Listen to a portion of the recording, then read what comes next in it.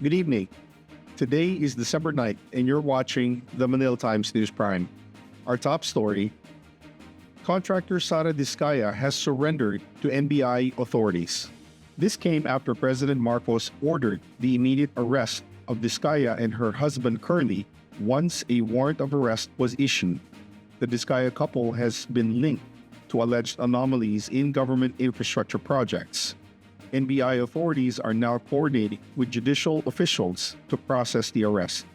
No further statements have been released by Discaya's legal team.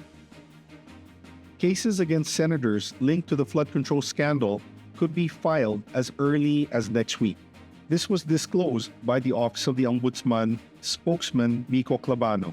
Clavano says the list of persons who are facing charges is expected to be released tomorrow. He says some officials may face warrants sooner than others. He explained that several investigations remain in different stages of review. But we go with the strength of the cases.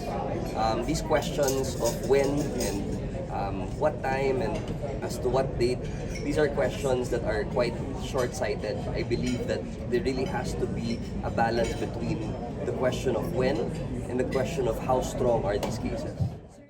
The PNP still do not have information on the whereabouts of Senator Bato de la Rosa. Acting PNP Chief Jose Nartates says that so far, there are no warrants for de la Rosa's arrest and there is no basis for his arrest. The reported arrest warrant is tied to alleged extrajudicial killings during former President Rodrigo Duterte's war on drugs. The Justice Department, meanwhile, said it has not received any copy of an alleged Interpol arrest warrant. Justice spokesman Paulo Martinez says they remain committed to following both domestic and international law in any legal proceedings. There is a plan to transform EDSA into a commuter and pedestrian-friendly thoroughfare. Transportation Secretary Giovanni Lopez and Public Works Secretary Vince Dizon led a joint inspection of pedestrian facilities along EDSA. They agreed on implementing short-term measures. These include widening pedestrian lanes, creating shared bike lanes, establishing repair stops, installing pedestrian waiting sheds, and removing obstacles along pedestrian pathways.